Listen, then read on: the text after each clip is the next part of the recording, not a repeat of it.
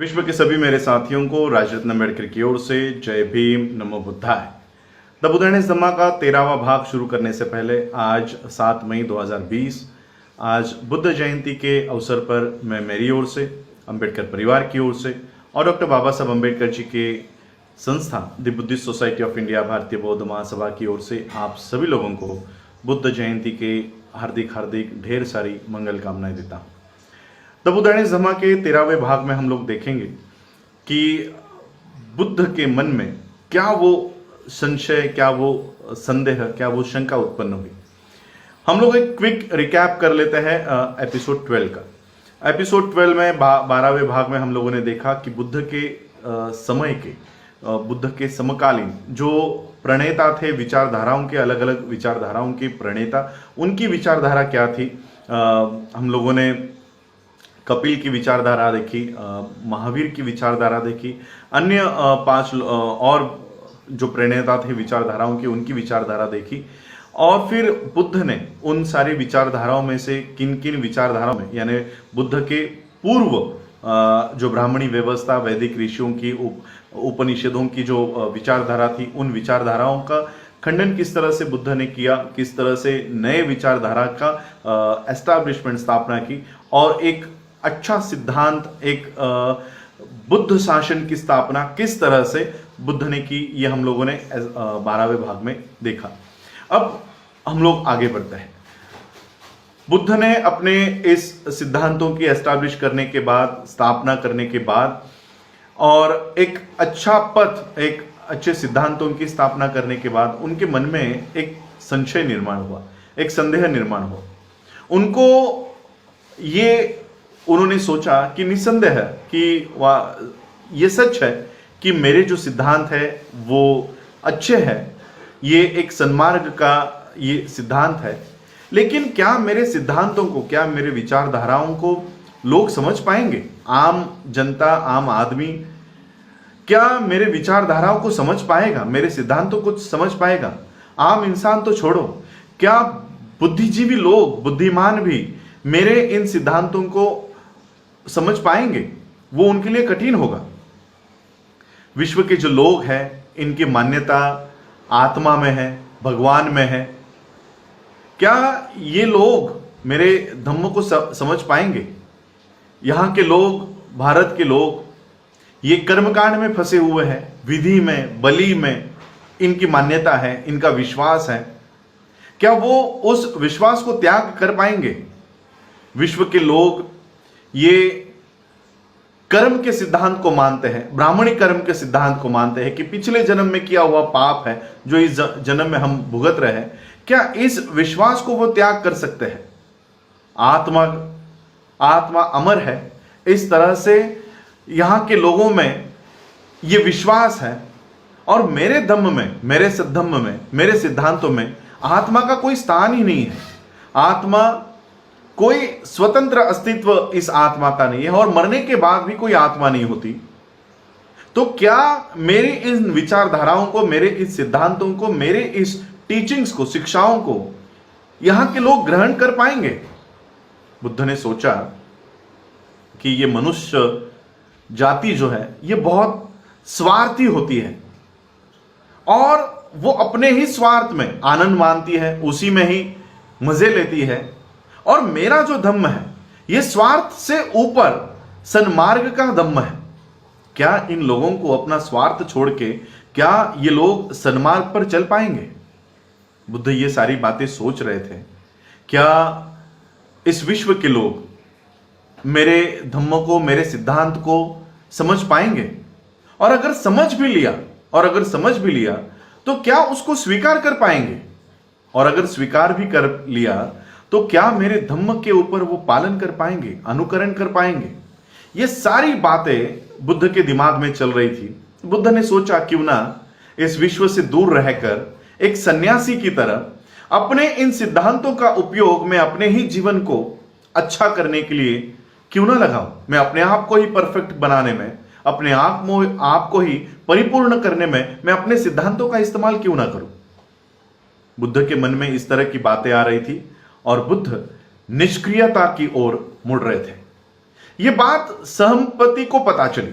सहमपति को पता चला कि बुद्ध के मन में किस तरह के विचारों का घर हो रहा है और बुद्ध किस तरह से इस विश्व को अपने सद्धम्म से और अपने शिक्षाओं को और अपने सिद्धांतों को बताने से वो निष्क्रियता की ओर चल रहे हैं। और फिर संपत्ति को यह बात पता चलने के बाद संपत्ति ने अपना प्रदेश छोड़ा। वो बुद्ध के सामने आए और बुद्ध को हाथ जोड़कर उन्होंने कहा कि अब आप सिद्धार्थ नहीं हो, अब आप बुद्ध हो, तथागत हो, सम्यक संबुद्ध हो गए हो। अपने ऐसे मार्ग की स्थापना कर ली है, अपने ऐसे सिद्धांतों का आविष्कार कर लिया है जिससे ये सभी लोग जो दुखी है वो अगर इन सिद्धांतों को सुनते हैं तो वो दुख से बाहर आ सकते हैं। क्या तथागत अपने सिद्धांतों को इन लोगों को दुख से बाहर निकालने के लिए उसका प्रचार नहीं करेंगे? तथागत एक नोकीले पर्वत पर खड़े हुए एक ऐसे संबुद्ध है जो अपने अगल बगल में खड़े हुए मानव जाति को देख रहे हैं जो दुख से पीड़ित है। क्या वो इन लोगों के पास जाकर क्या उनको दुख से बाहर नहीं निकालेंगे? और इसलिए मैं आपसे विनती करना चाहता हूं कि ये जो सिद्धांत है ये आप लोगों तक जाकर उसको बताएं, लोगों को बताएं। बुद्ध ने संपत्ति से कहा कि हे संपत्ति, मैं अपने सिद्धांतों का प्रचार इसलिए नहीं करना चाहता था क्योंकि व्यर्थ की वो दूसरों के लिए और मेरे लिए भी वो परेशानी ना हो। मैं चिंतित था, इसलिए मैं अपने सिद्धांतों का प्रचार इस विश्व में जाकर नहीं करना चाहता था। लेकिन यह सच है कि कोई तपस्या करने वाला तपस्वी भी इस विश्व से दूर नहीं रह सकता। कितना भी इस विश्व को अवॉइड करने की, इसको टालने की हम कितनी भी कोशिश करें, हम इस विश्व को टाल नहीं सकते। और इसलिए इस तपस्वी जीवन का मैंने त्याग किया था कि यह तपश्चर्या व्यर्थ है। इस विश्व से दूर जाने की बजाय इस विश्व में ही रहकर इस विश्व को एक अच्छी जगह बनाने की यह आवश्यकता है। और इसलिए मैं अब इस विश्व में जाकर अपने इन सिद्धांतों का मैं प्रचार करूंगा। मैंने तपश्चर्या का त्याग ही इसलिए किया था और मैंने परिव्रजा भी इसलिए ली थी क्योंकि इस विश्व में दुख है, इस विश्व में दुख है और उन दुखों का निराकरण करने वाला मार्ग ढूंढने के लिए मैंने यह परिव्रजा धारण की थी। अब वो मार्ग मुझे पता चला है, अब ये मार्ग मैं लोगों तक जाकर बताऊंगा और उनको उन दुखों से मुक्त करके एक सन्मार्ग के ऊपर मैं उनको लेकर आऊंगा। संपत्ति को जब यह पता चला कि बुद्ध अब अपने सिद्धांतों का प्रचार और प्रसार करने के लिए अब विश्व में जाएंगे और विश्व के लोगों को उनका धम्म सुनने का मौका मिलेगा, वो आनंदित होकर वो अपने प्रदेश में लौट गए और लौटते लौटते सभी लोगों को ये सुखद वार्ता, ये खुशखबरी देते हुए वो चले गए कि बुद्ध अब विश्व में आएंगे और विश्व के लोगों को, ये सारे लोगों को दुख से दूर करने वाला मार्ग वो उनको बताएंगे। और फिर बुद्ध ने अपने धम्म की योजना बनाई और इस धम्म के योजना में उन्होंने दो ग्रुप किए, दो गट किए। एक संघ कहलाता था जो भिक्षुओं के लिए था और एक उपासक कहलाते थे जो घरेलू जिंदगी बिताकर बुद्ध के धम्म का पालन कर सकते थे। इन दोनों के लिए बुद्ध के धम्म की योजनाओं में दोनों के लिए अलग अलग नियम थे। भिक्षु और उपासक, इन दोनों के जो नियम थे, सिर्फ 4 नियम भिक्षुओं के लिए अलग थे जो उपासकों के अलावा भिक्षुओं के पास थे।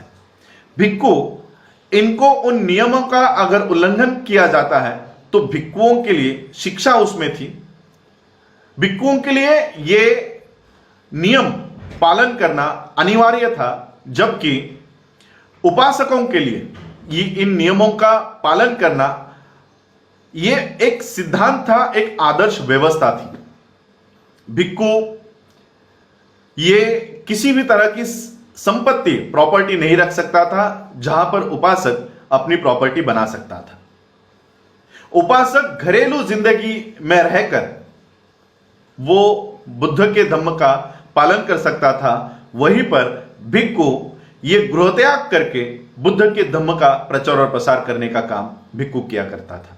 तो इस तरह से बुद्ध ने अपने धम्म का ये पॉलिसी, ये योजना उन्होंने बनाई और बुद्ध अपने धम्म का प्रचार और प्रसार करने के लिए, अपने सिद्धांतों का प्रचार और प्रसार करने के लिए इस जग की ओर, वर्ल्ड की ओर, विश्व की ओर वो अग्रसर हुए और इस विश्व में आके उन्होंने मानव कल्याण का ये धम्म सभी लोगों को अपने धम्म से उन्होंने परिचित करवाया। और किस तरह से बुद्ध ने अपने पहले प्रवचन किनको दिए और उस पहले प्रवचन में बुद्ध ने क्या वो सारी बातें बताई, ये हम आने वाले भाग में देखेंगे। आज आप लोगों ने मुझे सुना, उसके लिए आप सभी लोगों का आभार। फिर से एक बार आप लोगों को बुद्ध पूर्णिमा के, बुद्ध जयंती के ढेर सारी मंगल कामनाएं। आप लोगों ने मुझे सुना, उसके लिए आभार। जय भीम, जय भारत, जय बुद्ध।